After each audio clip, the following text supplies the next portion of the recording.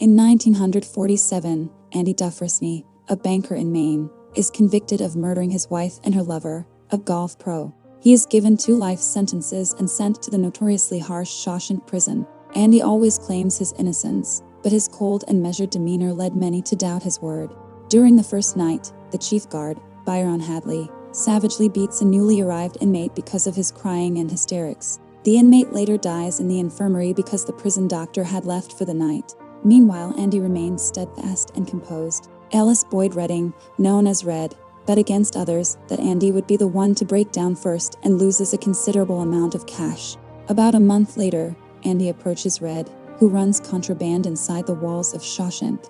He asks Red to find him a rock hammer, an instrument he claims is necessary for his hobby of rock collecting and sculpting.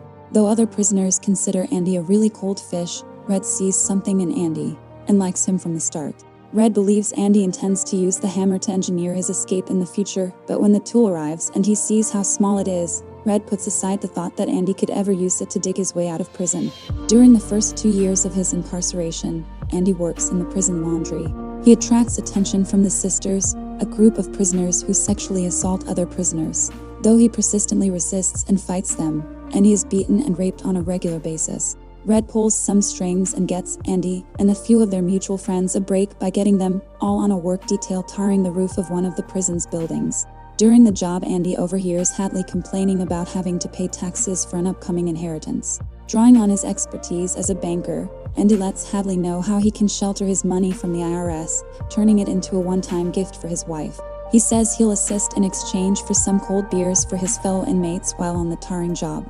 Though he at first threatens to throw Andy off the roof, Hadley, the most brutal guard in the prison, agrees, providing the men with cold beer before the job is finished. Red remarks that Andy may have engineered the privilege to build favor with the prison guards as much as with his fellow inmates, but Red also thinks Andy did it simply to feel free.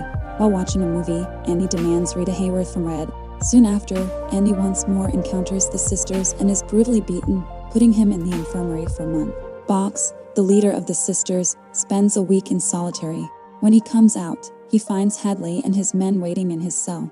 They beat him so badly he's left paralyzed, transferred to a prison hospital upstate, and the Sisters never bother Andy again. When Andy gets out of the infirmary, he finds a bunch of rocks and a poster of Rita Hayworth in his cell, presents from Red and his buddies. Warden Samuel Norton hears about how Andy helped Hadley and uses a surprise cell inspection to size Andy up. The warden meets with Andy and sends him to work with aging inmate Brooks Hatlin in the prison library, where he sets up a makeshift desk to provide services to other guards and the warden himself with income tax returns and other financial advice. Andy sees an opportunity to expand the prison library. He starts by asking the Maine State Senate for funds. He writes letters every week.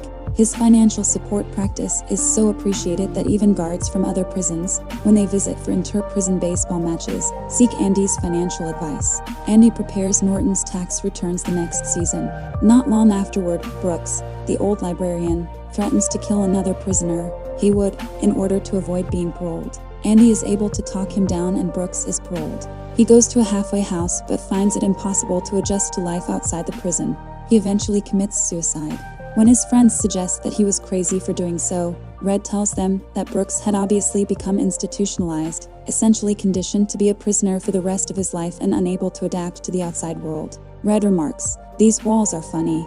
First you hate M, then you get used to M. Enough time passes, you get so you depend on them." Warden Samuel Norton hears about how Andy helped Hadley and uses a surprise cell inspection to size Andy up. The warden meets with Andy and sends him to work with aging inmate Brooks Hatlin in the prison library, where he sets up a makeshift desk to provide services to other guards and the warden himself with income tax returns and other financial advice. Andy sees an opportunity to expand the prison library.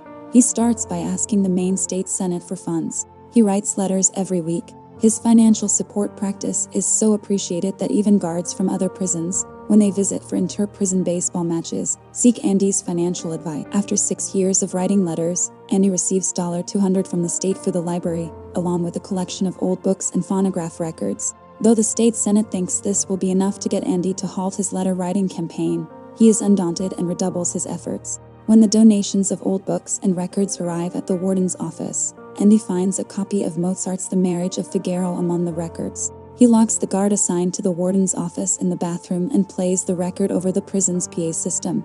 The entire prison seems captivated by the music. Red remarks that the voices of the women in the intro made everyone feel free, if only for a brief time.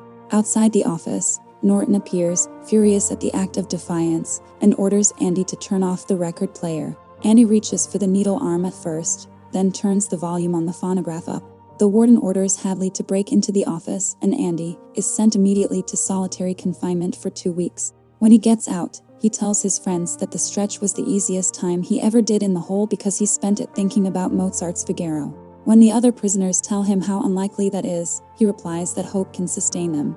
Red is not convinced and leaves, bitter at the thought. With the enlarged library and more materials, Andy begins to teach those inmates who want to receive their high school diplomas. After Andy is able to secure a steady stream of funding from various sources, the library is further renovated and named for Brooks. Warden Norton profits on Andy's knowledge of accounting and devises a scheme whereby he puts prison inmates to work